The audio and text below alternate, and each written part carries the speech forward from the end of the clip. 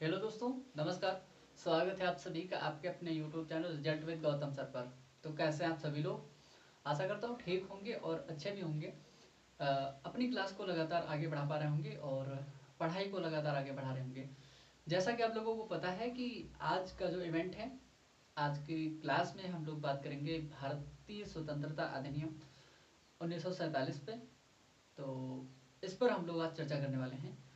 जो पिछला वीडियो था, पिछली जो क्लास थी, उसमें हमने आपको बताया था वर्ष 1935 का अधिनियम।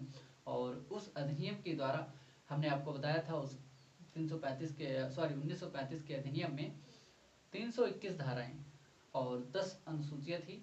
काफ़ी बड़ा बृहद आपका अधिनियम हुआ करता था वर्ष 1935 का। उसी के साथ साथ में आपका उसके बाद में आता है वर्ष 1947 का अधिनियम। इसी के बीच में कई सारे एक्ट, छोटे छोटे कानून आएंगे, फेल होंगे, रद्द होंगे और भारत को जो है स्वतंत्र किया जाएगा। तो पिछला जो आपका कानून हुआ करते थे उनके बारे में थोड़ी सी ब्रीफ चर्चा कर देंगे, फिर उसके बाद में आगे बढ़ करके 1947 के अधिनियम पर हम लोग चर्चा करेंगे।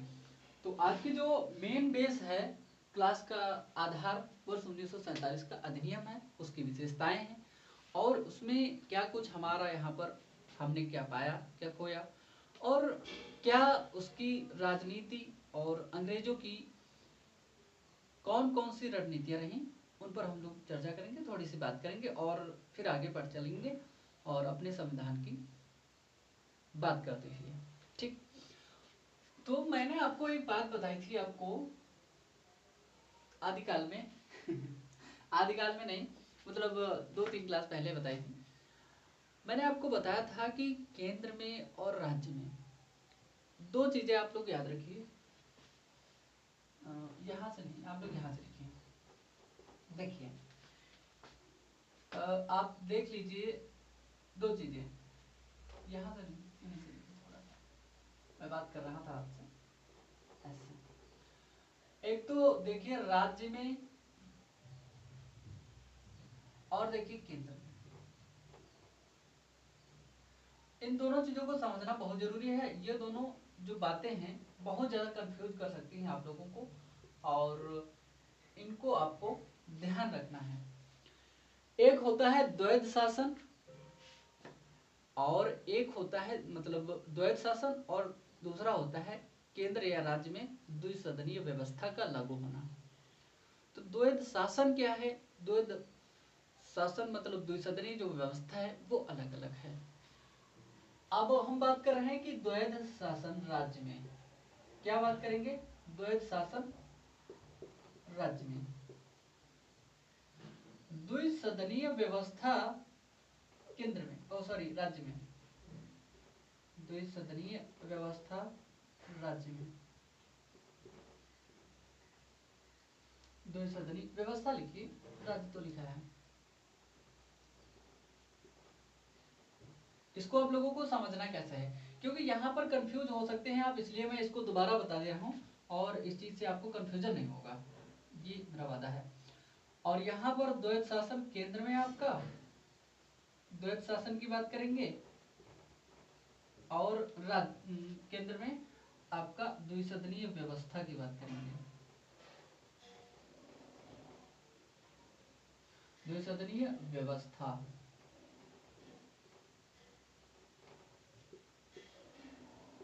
दोनों चीजें अलग अलग हैं। राज्य में जो है आपका द्वैध शासन, राज्य में द्वैध शासन जो है लागू हो रहा है कब? यहाँ पर द्वैध शासन लागू होगा 1919 में, पहली बार नहीं, तीसरी बार, क्योंकि अंग्रेजों ने कई बार लागू कर दिया था स्टार्टिंग में, ये लागू होगा तीसरी बार। यहाँ पर द्विसदनीय जो व्यवस्था है, वो द्विसदनीय व्यवस्था प्रांतों में या राज्यों में, राज्य इसको प्रांत कहेंगे, ठीक है, यहाँ पर लागू हो रहे वर्ष 1935 में। इसको याद रखना है, वर्ष 1935 में द्विसदनीय जो व्यवस्था है वो प्रांतों में लागू होगी, क्योंकि प्रांतों में जो है द्विसदन बन जाएंगे अलग अलग। ठीक है, मैंने आपको बता दिया कि द्वैध शासन कब लागू हो रहा है।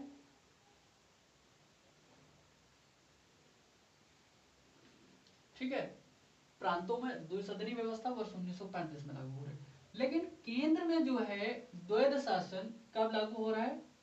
1935 में। इसी का उल्टा, लेकिन द्विसदनी जो व्यवस्था है ये 1919 में ही यहाँ पर लागू हो जाएगी। कब? 1919 में ही। तो ये दोनों महत्वपूर्ण बातें थी, इसको आप लोगों को जानना जरूरी था। द्वैध शासन मैंने आपको बता दिया था, द्विसदनी व्यवस्था भी आपको बताई थी, और ये द्वैध शासन कब लागू हो रहा है केंद्र में, कब लागू हो रहा है राज्य में, ये जरूरी था आपको समझना, इसलिए ये महत्वपूर्ण हो जाता है। ठीक है, आपको समझ में आ गया होगा। तो ये बात आपको समझ में आ गई। देखिए, राज्य और केंद्र की बात, द्वैध शासन और द्विसदनी व्यवस्था आपको समझ में आ चुकी है। ठीक है, अब हम बात करने वाले हैं आप लोगों के साथ में कि आपको ये तो पता होगा ना कि 1813 के चार्टर एक्ट में अंग्रेजों ने क्या कहा था कि भारतीयों पर 1 लाख रुपए खर्च करने का प्रावधान था, लेकिन वो कभी खर्च नहीं हुआ। लेकिन दूसरी बात ये भी है कि प्रांतों में विभिन्न व्यवस्थाओं को लागू करने वाले कौन थे? अंग्रेज ही थे। लोगों ने, मतलब भारतीय लोगों ने, हमारे देश की कांग्रेस ने क्या किया था कि प्रांतीय स्वायत्तता को मांग कर रहे थे पहले, फिर बाद में क्या हुआ? पूर्ण स्वराज की मांग हो गई। ठीक है, 1930 में, 1929-30। और हम इसी पर बात कर रहे थे कि हमारा जो भारतीय स्वतंत्रता अधिनियम है, इसकी जो वो मतलब संकल्पना है वो कहां से बन रही है? तो आता है आपका अगस्त प्रस्ताव, आएगा आपका अगस्त प्रस्ताव, पता है आपको? अगस्त प्रस्ताव लाया जाएगा। कब? ये अगस्त प्रस्ताव आपका लाया जाएगा 8 अगस्त 1940 को। आपको पता है ना कि वर्ष 1939 में जो सेकेंड वर्ल्ड वार हो रहा है वो स्टार्ट हो रहा है। सेकेंड वर्ल्ड वार के चलते भारत के शासन प्रशासन में उतार चढ़ाव देखने को मिलेगा।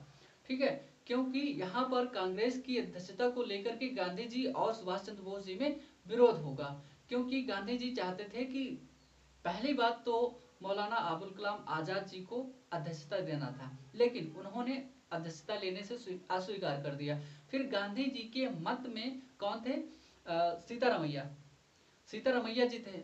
तो लेकिन सुभाष चंद्र बोस को 1580 वोटों से, कहा 1300 प्लस कुछ थे, उनसे फाइट करके वो 1580 के आसपास वोटे जब उनको वोट मिल गई, क्योंकि उन्हीं के समर्थन में ज्यादा लोग थे, क्योंकि ये वो युवा नेता थे और विचारधाराएं उनकी कहीं न कहीं स्टालिन और यूरोपियों से मिलती हुई थी, इसलिए लोग उनके पक्ष में ज्यादा थे, इसलिए उनको अध्यक्ष मतलब बता दिया गया। गांधी जी ये सोचते हैं कि कहीं न कहीं इसमें सुभाष की जीत है, तो हमारी मतलब कांग्रेस की हार नहीं, हमारी हार है, क्योंकि हमारी बात को पलट दिया गया है यहाँ पर। तो ये सब चीजें 1939, 40, 38 के आसपास की चीजें चल रही हैं भारत में। कहीं न कहीं सभी को जोरों शोरों से स्वतंत्रता की आवाज कानों में गूंजने लगी है और लोग आगे बढ़ रहे हैं।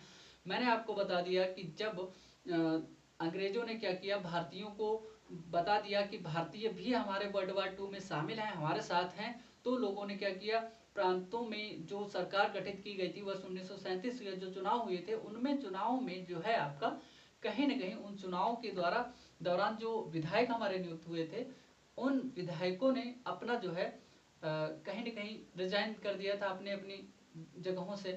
तो उन लोगों के इस विरोध के कारण उसके बाद में अंग्रेज लोग लॉलीपॉप के रूप में लेकर के आते हैं आपका क्या, अगस्त प्रस्ताव की। भारतीयों को अगस्त प्रस्ताव, इस प्रस्ताव में बात कही गई कि तुम लोगों को कहीं न कहीं कुछ चीजें मुहैया कराई जाएंगी, कि जो तुम्हारे बंदी हैं उनको भी छुड़ाया जाएगा, विभिन्न प्रकार की बातें कही गई। लेकिन हुआ क्या, लेकिन इसको क्या कर दिया गया, भारतीयों ने इसको क्या माना? नहीं, ये क्या हुआ, फेल हो गया। अगस्त प्रस्ताव अंग्रेजों के द्वारा लाया तो गया, लेकिन ये फेल हो गया। अब ये जब 8 अगस्त 1940 को आया हुआ अगस्त प्रस्ताव फेल हो गया, तो लोगों ने क्या किया, व्यक्तिगत सत्याग्रह स्टार्ट कर दिया। क्या किया? व्यक्तिगत सत्याग्रह शुरू किया।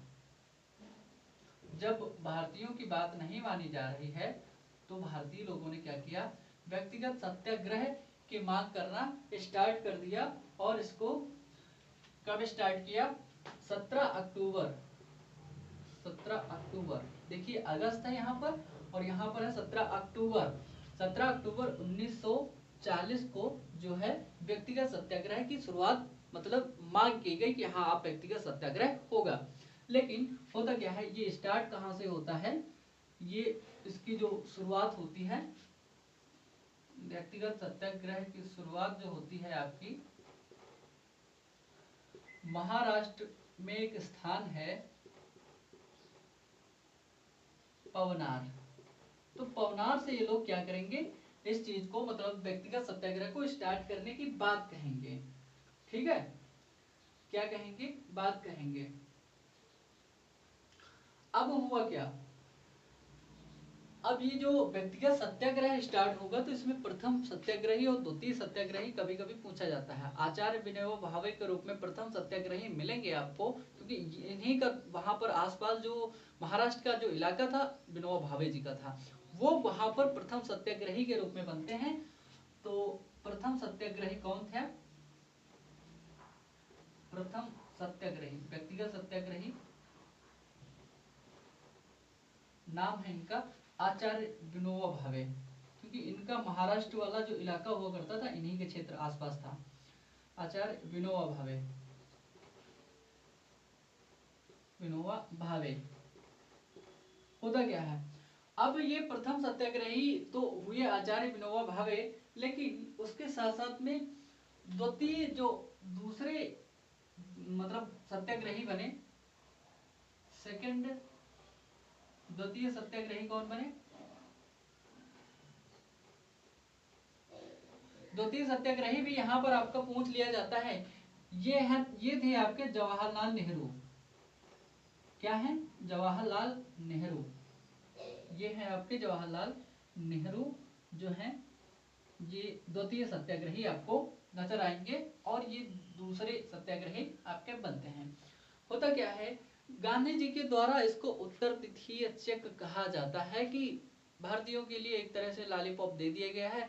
अब इसको लेकर के कहीं न कहीं भारतीय लोग आपसी मतलब अंग्रेजों से समझौता कर लें, लेकिन भारतीय अब इस चीज को मानने वाले नहीं थे, क्योंकि उनको कहीं न कहीं आज़ादी चाहिए थी। अंग्रेजों ने इतना ज़्यादा अत्याचार, इतने ज़्यादा जुल्म सितम किए थे कि एक एक भारतीय जानता था कि हम स्वतंत्रता अगर जब तक लेंगे नहीं तब तक इनको यहाँ रुकने हमें नहीं देना है, हमें पहली बात तो स्वतंत्रता ही चाहिए। आपको दिखाई दे रहा है यहाँ पर, जरूर।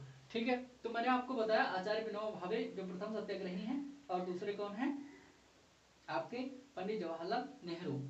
फिर इसके बाद में अगस्त प्रस्ताव हो गया आपका, अगस्त प्रस्ताव 8 अगस्त 1940 को आ रहा है। इसी के अंतर्गत भारतीयों ने क्या किया, इसके विरोध में 17 अक्टूबर 1940 को पवनार महाराष्ट्र से आपका सत्याग्रह व्यक्तिगत सत्याग्रह आंदोलन जो है स्टार्ट कर दिया, मतलब बात कह दी। लेकिन होता क्या है, उसके बाद में जब ये भी इसके विरोध में हो गया तो लोग अंग्रेज लोग लेकर के आते हैं आपका क्रिप्स मिशन। क्या लेकर के आएंगे, अब इन्होंने कहा कि अब एक और लॉलीपॉप लीजिए आप लोग। इन्होंने कहा कि क्रिप्स मिशन लो। इसमें उससे ज्यादा थोड़ी सी बातें इसमें कही गई थी और क्रिप्स मिशन अंग्रेज लोग लेकर के आते हैं। इसको लेकर के आए वर्ष 1942 में। कब, वर्ष 1942 में इस अंग्रेज लोग इसमें लेकर के आते हैं और इसमें कहते हैं कि कहीं न कहीं जो भारतीय है उनकी कुछ बातों को यहाँ पर माना जाता है, लेकिन उन्होंने ये भी कहा कि आप लोग ये मेरी बातें मान लीजिए और उसके बाद में आपके जो भारतीय हमारे कैद में बंद हैं उनको छोड़ दिया जाएगा। कहीं न कहीं भारत को स्वतंत्रता अधिनियम के मतलब अंतर्गत आगे चल करके कुछ ऐसा प्लान बनाया कि आगे चल करके स्वतंत्र भी कर दिया जाएगा। लेकिन यहाँ पर जो 1942 का जो अधिनियम है ये जो लेकर के आ रहे हैं आपकी क्रिप्स मिशन, ये भी क्या हो जाएगा, फेल हो जाएगा। तो क्रिप्स मिशन के बारे में गांधी जी क्या कहते हैं कि तुम हमको लॉलीपॉप दे रहे हो। गांधी जी कह रहे हैं, माफ कीजिए मैंने शायद पिछले वाले के बारे में बोल दिया। गांधी जी कहते हैं कि ये जो है भारत के लिए उत्तर तिथीय चेक है, पोस्ट डेटेड चेक। ये पूछा जा सकता है। उत्तर तिथि चेक, ठीक, उत्तर तिथि चेक कहते हैं। पंडित जवाहरलाल नेहरू क्या कहते हैं? पंडित जवाहरलाल नेहरू कहते हैं कि ये डूबते हुए जहाज का उत्तर तिथि चेक है। डूबते हुए जहाज का उत्तर तिथि चेक है। जहाज का उत्तर तिथि चेक है। तो उन्होंने मतलब इसकी आलोचना की और बात कही, ठीक। तो ये बात कह रहे हैं गांधी जी और पंडित जवाहरलाल नेहरू जी। इन दोनों लोगों ने इसका विरोध किया और उसके बाद में अंततः जो है क्रिप्स मिशन भी क्या होगा, फेल हो जाएगा। भारतीयों के आगे क्या होगा, टिक नहीं पाएगा, अपने पैर नहीं जमा सका, संतुष्ट भारतीयों को नहीं कर पाया। क्रिप्स मिशन भी क्या हो गया, फेल हो गया, अंग्रेजों का लाया हुआ, ठीक है। तो ये भी आपका फेल हो जाता है। अब आगे क्या होगी अंग्रेजों की रणनीति, अब क्या होगा। दरअसल में बात ये थी कि जब ये भी फेल हो गया अंग्रेजों का, तो क्या हुआ, कांग्रेस ने क्या किया, 14 जुलाई 1942 को कांग्रेस की कार्य समिति हुआ करती थी, कांग्रेस की कार्य समिति ने क्या किया, 14 जुलाई 1942 को एक अच्छा कार्य किया। 14 जुलाई 1942 को कांग्रेस की कार्य समिति ने, माफ कीजिए कांग्रेस लिखना, कांग्रेस की कार्य समिति ने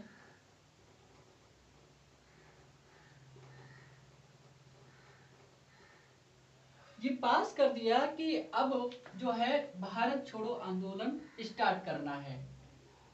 क्या कर दिया, पास किया, बताया, पास किया कि भारत छोड़ो आंदोलन जो है शुरू होगा।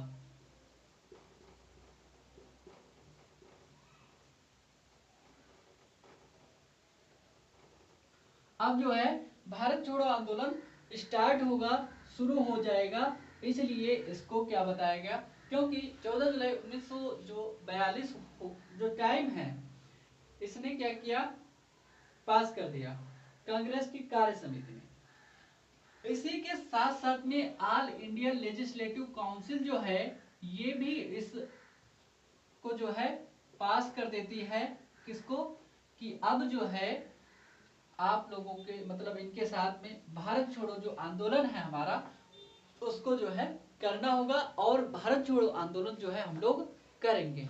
इसी के अंतर्गत गांधी जी क्या करेंगे, आपका जो है भारत छोड़ो आंदोलन के अंतर्गत ही करो या मरो का नारा देते हैं।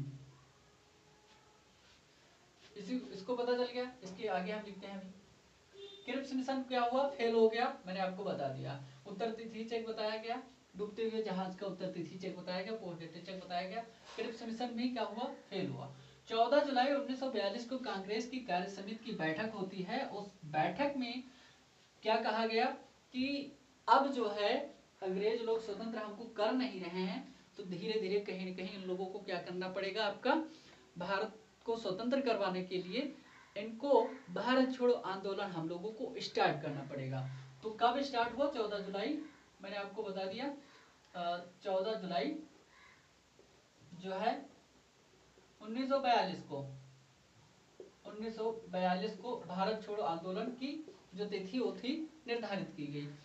इसी आंदोलन के दौरान इसी आंदोलन के दौरान क्या किया गया दोस्त, आंदोलन के दौरान गांधी जी ने क्या किया, गांधी जी क्या कर रहे हैं, गांधी जी ने कहते हैं कि ये एक बार क्वेश्चन पूछा गया था किसी छोटे से ही एग्जाम में शायद, तो उसमें क्या क्वेश्चन पूछा गया था, निम्नलिखित में से किसने करो या मरो का नारा दिया। तो उसमें गांधी जी थे, नेहरू जी थे और दो ऑप्शन और थे। तो उसमें गांधी जी ने कहा था, क्या कहा था, करो या मरो। करो या मरो का ये मतलब है कि या तो आजाद करो या तो मार खाओ, करो या मरो का नारा दिया। किसने? गांधी जी ने। यहां तक की बातें चल रही हैं और स्पष्ट भी हैं। करो या मरो का नारा भी गांधी जी इसी आंदोलन के अंतर्गत दे रहे हैं, बता रहे हैं। होता क्या है, अंग्रेजों ने क्या किया, इस बात को पता जो है अंग्रेजों को हो गया, इस खबर को अंग्रेजों तक पहुंचा दिया गया। अब किसी भी खबर जो है आपकी सूचना अंग्रेजों तक पहुंच गई, क्या हुआ, सूचना जब अंग्रेजों तक पहुंच गई तो अंग्रेज भी तो कुछ करेंगे इसके बारे में। अंग्रेजों तक पहुंच गई, सूचना पहुंची। अब क्या है, अंग्रेजों के अंतर्गत जब अंग्रेजों तक सूचना जब पहुंच गई तो अंग्रेजों ने क्या किया, इनके जो मेन मेन मुख्य नेता हुआ करते थे, क्या किया, 8 अगस्त 1942 को, जुलाई अभी चल रहा था, अब 8 अगस्त आ गया है, तो 8 अगस्त 1942 को क्या किया अंग्रेजों ने,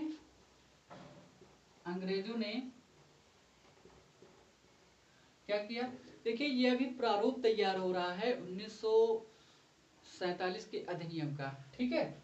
अंग्रेजों ने क्या किया, ऑपरेशन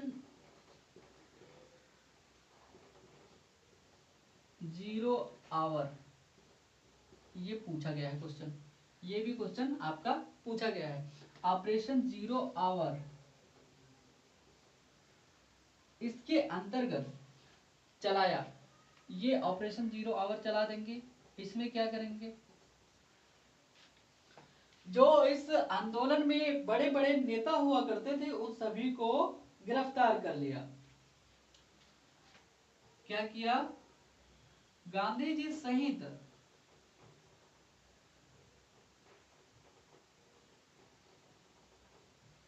सभी बड़े नेताओं को गिरफ्तार कर लिया गया। इसी ऑपरेशन जीरो आवर के तहत गांधी जी सहित सभी बड़े नेताओं को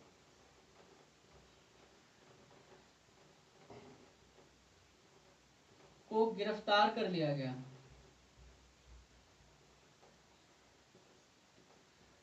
इन्होंने कर लिया, अंग्रेजों ने गांधी जी को भी गिरफ्तार कर लिया और अन्य जो बड़े नेता थे कि जो इसको आगे बढ़ा सकते थे। 8 अगस्त 1942 को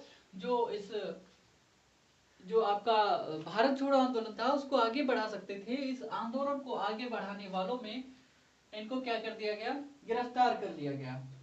अब क्या हुआ, इसलिए 8 अगस्त को जो हुआ था, इसलिए 8 अगस्त के कारण इसको क्या कहा गया, अगस्त क्रांति कहा गया। अगस्त क्रांति भी नाम दिया गया।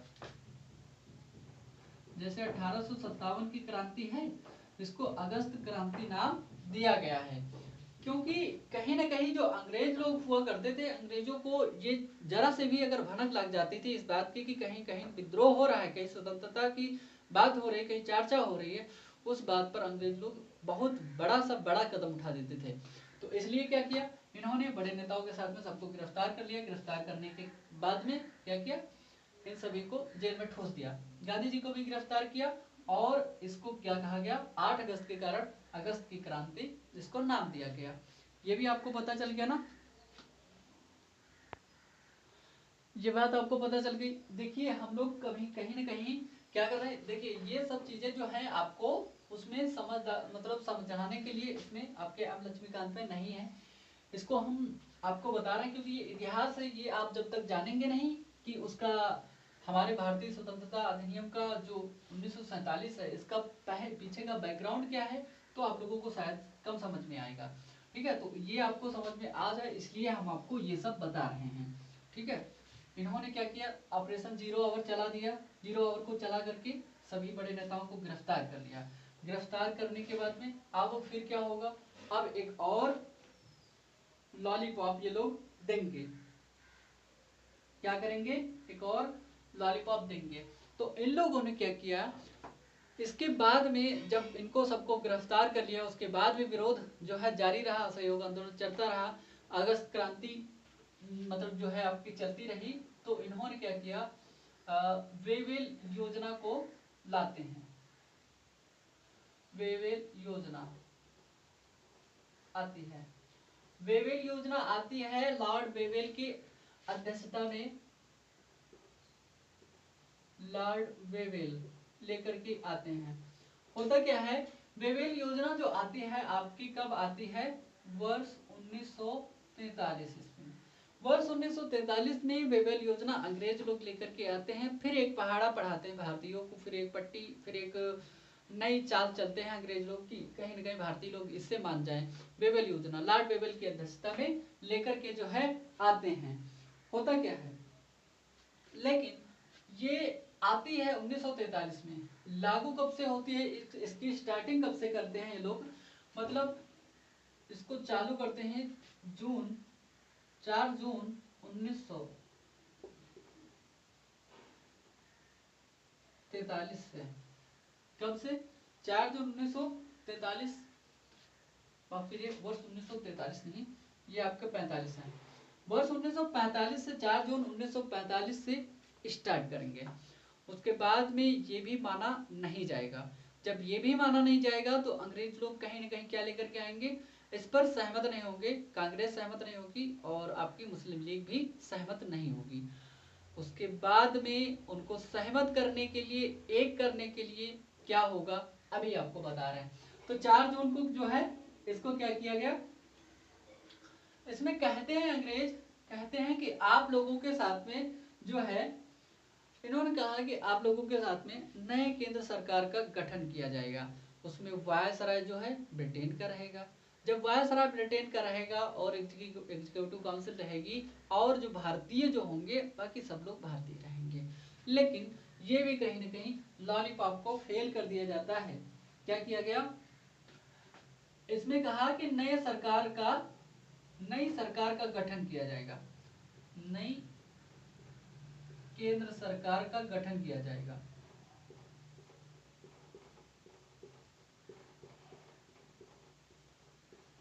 गठन किया जाएगा, अंग्रेजों ने ये कहा। अब नई केंद्र सरकार के गठन में क्या किया जाएगा, इस नई केंद्र सरकार के गठन में जो आपका वायसराय है, क्या नाम है, वायसराय, वायसराय तथा एक मुख्य सेनापति, आपको पता होगा मुख्य सेनापति, मुख्य सेनापति क्या होंगे, ये इंग्लैंड के रहेंगे, ये ब्रिटिश रहेंगे, लेकिन ये दोनों क्या करेंगे, ये ब्रिटिश रहेंगे। अन्य जो आपके रहेंगे इसमें, इसके अंतर्गत अन्य को क्या किया जाएगा, अन्य सभी जो है आपके भारतीय रहेंगे। इन दोनों लोगों को छोड़कर अन्य सभी लोग कहा कि भारतीय होंगे। ये तो अच्छी बात है, क्यों अच्छी बात है क्या, नहीं, ये भी बहुत गंदी बात है, क्योंकि यहाँ पर जो वायसराय है वो अपने हिसाब से चलाएगा शासन को, जो मुख्य सेनापति है वो सेना को अपने हिसाब से चलाएगा। तो भैया बचा क्या, और ये लोग लेंगे भी क्या, तो भारतीय दोनों लोग। तो भारतीयों ने क्या किया, मतलब इन लोगों ने ये बात कही कि अन्य सभी लोग जो है भारतीय रहेंगे। बात यहीं पर खत्म नहीं होती है, इन्होंने कहा कि आप 50% जो है कांग्रेस को ले लीजिए और 50% जो है आपके लीग से ले लीजिए। ऐसा ही का, ऐसा कैसे हो सकता है, जब 50% कांग्रेस के होंगे या मतलब हिंदू होंगे, इन हिंदुओं से ही थोड़ी ना देश चलेगा, इन 50% मुस्लिमों से ही थोड़ी ना देश चलेगा। ऐसा इन लोगों ने बात कही। ऐसा क्यों हो सकता है भाई, ऐसा कहीं ना कहीं ये लोग गलत कर रहे हैं ना सभी लोगों के साथ में। इसी के साथ साथ में इस वेवेल योजना में इन लोगों ने क्या कहा कि जो आपके कैदी हैं, इसी के अंतर्गत एक बात इन लोगों ने और कही, आपके जो जेल में बंद सैनिक हैं या जेल में बंद कैदी हुआ हैं, जेल में बंद ये सैनिक हुआ करते थे, कैदियों को रिहा कर दिया जाएगा। जितने भी कैदी हुआ करते थे उनको आपको जो है रिहा कर दिया जाएगा, ये भी बात कह दी। लेकिन कहीं ना कहीं 50 और 50% पर जो है आपकी लीग और कांग्रेस दोनों ही मतलब सहमत नहीं थी, सहमत नहीं थी कि 50 और 50% पर ये ऐसा हो, और ये दोनों सहमत नहीं थे। लीग हो चाहे चाहे कांग्रेस हो, ये दोनों सहमत नहीं थे। ये आपको दिखाई दे रहा है, ऐसे बता रहा हूँ, ठीक है, दिखाई दे रहा थोड़ा बहुत, ठीक है। तो लीग और कांग्रेस दोनों ही सहमत नहीं थे इस मुद्दे पर, इसलिए क्या किया गया, कहीं ना कहीं इसको भी हटा दिया जाएगा, और इसको हटा करके जो है आपका शिमला समझौता कराया जाएगा दोनों के बीच में। वर्ष 1943 में आई और 4 जून 1945 से लागू करने की बात कही गई। कहा गया सरकार का गठन किया जाएगा, इसमें मुख्य सेनापति और जो है आपका वायसराय होगा, वो खाली ब्रिटिश रहेगा, बाकी सभी भारतीय होंगे। इसमें कहा गया कि 50% हिंदुओं तथा 50% मुसलमानों को रखा जाएगा, ऐसा कहा गया। और जो भारतीय जो सैनिक हैं, जो बंदी हैं, उनको जो है छोड़ दिया जाएगा। ये बात अंग्रेज लोग कह रहे हैं, लेकिन इस बात से असहमत थी कांग्रेस भी और आपकी मुस्लिम लीग भी, क्योंकि मुस्लिम लीग को क्या करना था, पाकिस्तान चाहिए था। कांग्रेस कह रही थी कि हम एक होकर के रहेंगे। इसके बाद में विरोध होता है, और इन दोनों के विरोध को सुलझाने के लिए क्या किया गया, दोनों का विरोध को कम करने के लिए, विरोध जो है कम हो जाए, कम करने के लिए क्या किया जाएगा, शिमला समझौता का आयोजन किया गया। शिमला समझौता, शिमला समझौता का आयोजन हुआ, ये आपको पता होना चाहिए। देखिए बात यह है, शिमला समझौता का आयोजन इन दोनों को एक करने के लिए ही किया गया था।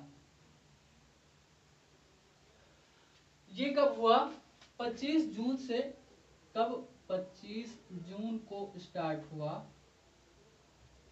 25 जून से 14 जुलाई, ये जो डेट है ये पूछी गई है 1945 के बीच, ठीक है। ये तिथि आज की एग्जाम में ये आपको ध्यान रखना है।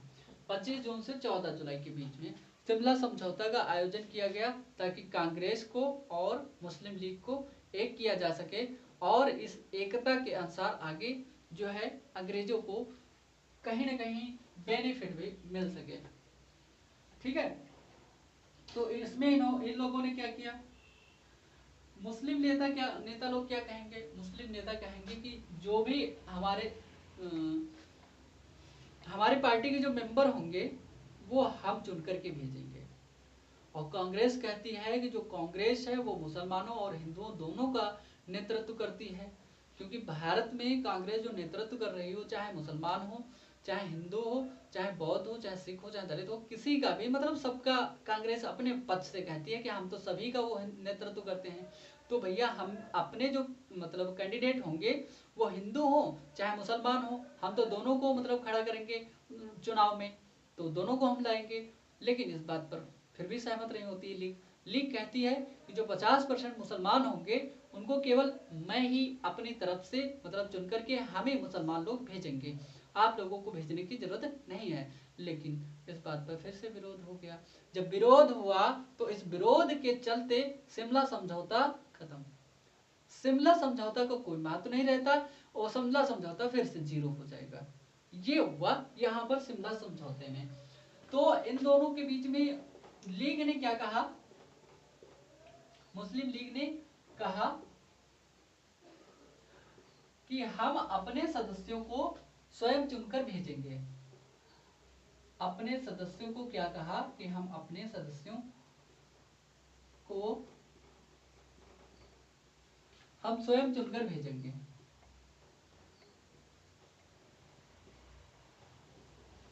बात ये जहां तक ठीक नहीं थी, लीग को चाहिए था पाकिस्तान, क्योंकि अगर इनके सदस्य चुन करके जाते 50% तो वो तो बंटवारा करवाते ही, लेकिन तब कांग्रेस का और इन दोनों का आपस में विवाद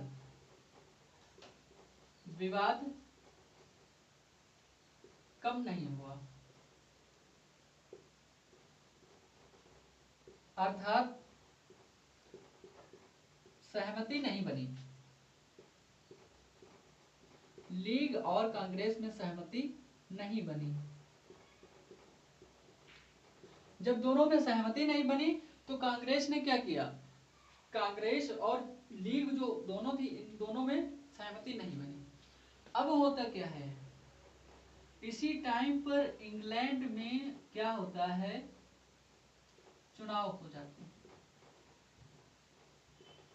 जब इंग्लैंड में चुनाव हो गए, इन चुनावों में क्या होता है, इन चुनावों के दौरान आपके लेबर पार्टी के जो क्लीवेंट एटली होते हैं वो उदारवादी नेता हुआ करते थे।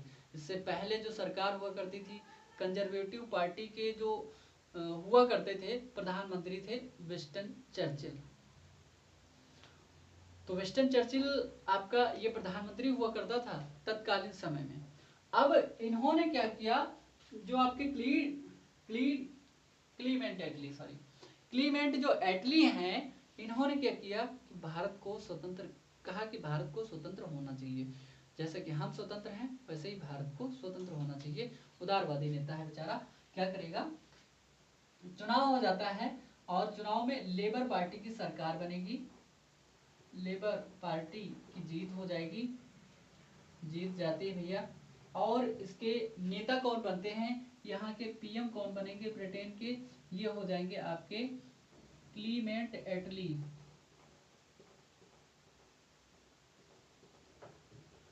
अब आएगा एटली घोषणा पत्र, ठीक है। तो क्लीमेंट एटली प्रधानमंत्री बने थे और ये एक बेटा उदारवादी नेता था दोस्त, ये उदारवादी बबुआ था। तो इन्होंने क्या किया, उदारवादी नेता होने के कारण, क्योंकि ये लेबर पार्टी का मेंबर था और इससे जो पहले हुआ करता था ना, इसके बारे में भी जान लीजिए, ये बहुत कमीना था। ये क्या था, ये जो है विंस्टन चर्चिल की कंजर्वेटिव पार्टी का था।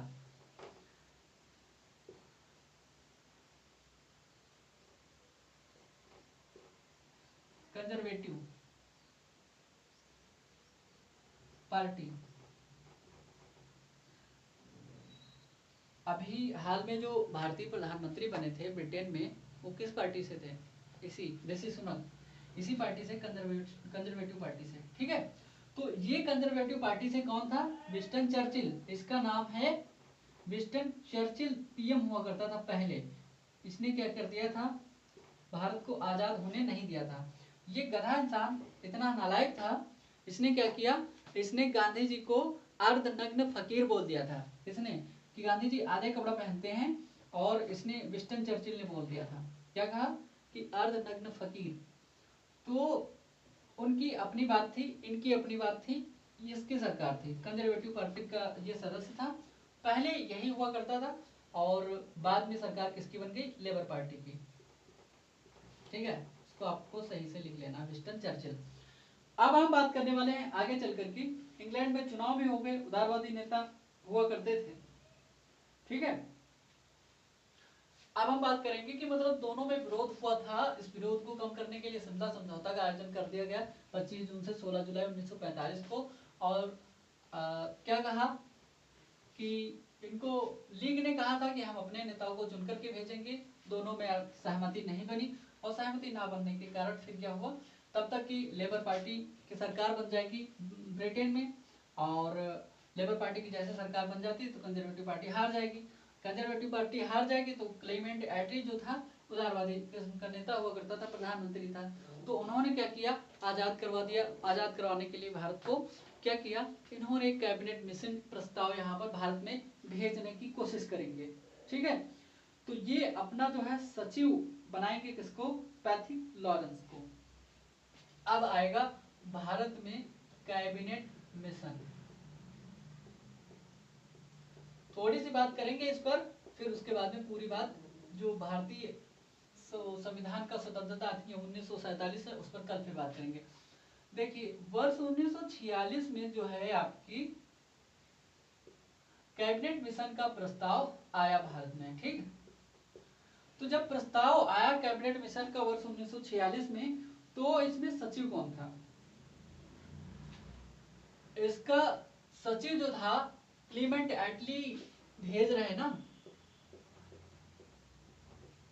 कैबिनेट मिशन को एटली प्रधानमंत्री हैं, उदारवादी नेता जिसको मैंने बताया। तो इन्होंने क्या किया, अपना सचिव किसको बनाया,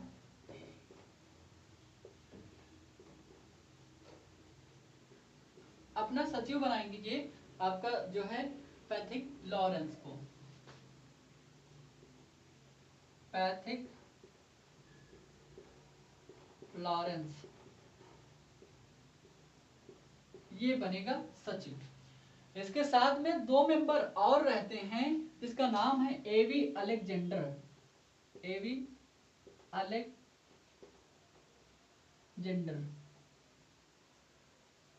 और एक लोग और हैं, इनका नाम है सर स्टेफोर्ड क्रिप्स। सुना सुना सा लगता है या सुना सुना सा लगता है, स्टेफोर्ड क्रिप्स, इसी की अध्यक्षता में आता है क्रिप्स मिशन। ठीक है, इसकी ये 3 सदस्यों को भेजा जाता है भारत में, किसके साथ में, कैबिनेट मिशन के साथ। इस कैबिनेट मिशन के अंतर्गत क्या किया गया था, कहा गया, देखिए अब जो हम कैबिनेट मिशन जो आगे का है उसको कल पढ़ेंगे। इसके अंतर्गत कहा गया कि भारत को सरकार गठित की जाएगी, भारत में सरकार बनेगी कहीं न कहीं, और सरकार बना करके संविधान सभा का गठन किया जाएगा। इसी के अंतर्गत ये सब बातें जो है आपकी आएंगी। तो कैबिनेट मिशन कल हम स्टार्ट करेंगे, आज की क्लास यहीं तक। इसमें कम से कम 2 पार्ट रहेंगे, एक पार्ट जो आज का है और उसके बाद में कल वाला पार्ट, 2 पार्ट रहेंगे। तो इसको आप लोग क्या कर लेंगे, भारतीय स्वतंत्रता अधिनियम का पार्ट नंबर 1 यहाँ पर इसमें नोट कर लेंगे आप लोग ऊपर, और फिर उसके बाद में पार्ट 2 कल हम लोग पढ़ेंगे। ठीक है, ठीक है, तो इसको आपको याद रखना है। देखिए क्रम से, क्योंकि बैकग्राउंड आपको बताना बहुत जरूरी था। अगर हम डायरेक्ट अभी 1947 के अधिनियम पर आ जाएंगे तो आप लोगों को हवा नहीं लगेगी, क्योंकि एम लक्ष्मीकांत में इतना थोड़ा सा मतलब टफेस्ट लैंग्वेज लिखी है, तो उसकी जो बातें हैं वो हो सकता है आपको समझ में ना आए।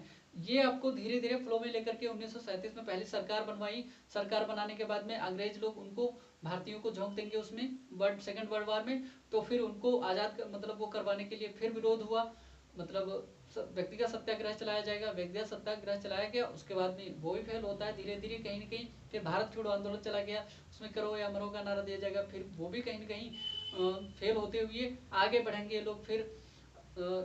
फिर आगे चल करके ये लोग मतलब आपका क्रिप्स मिशन लेकर के आते हैं, ठीक, 1942 में जब भी, और उसके बाद में ये सारी की सारी जो चीज़ें अब यहाँ तक कि कैबिनेट मिशन तक लाएंगे। कैबिनेट मिशन में कहेंगे कि आपको आज़ाद कर दिया जाएगा, और नहीं कहेंगे कि आपके यहाँ पर गठन किया जाएगा, सरकार का गठन किया जाएगा, सरकार का गठन किया जाएगा। और अगर प्रधानमंत्री अगर विंस्टन चर्चिल होता तो शायद कुछ बदला बदला नजर आता। अब भी मतलब वर्ष 1947 के आसपास जब हम लोग 15 अगस्त 1947 को आज़ाद भी हो जाते हैं, उससे पहले अगर उदारवादी नेता जो क्लेमेंट एटली है उनकी सरकार नहीं बनती तो शायद जो तत्कालीन स्थिति थी उसमें बदलाव नजर आता। तो आज की क्लास जो है यहीं तक रखेंगे, और कल जो है हम लोग पार्ट 2 में पढ़ेंगे, पूरा भारतीय स्वतंत्रता अधिनियम 1947 को पूरा कर लेंगे। तब तक के लिए आप सभी का तहे दिल से शुक्रिया, नमस्कार, धन्यवाद।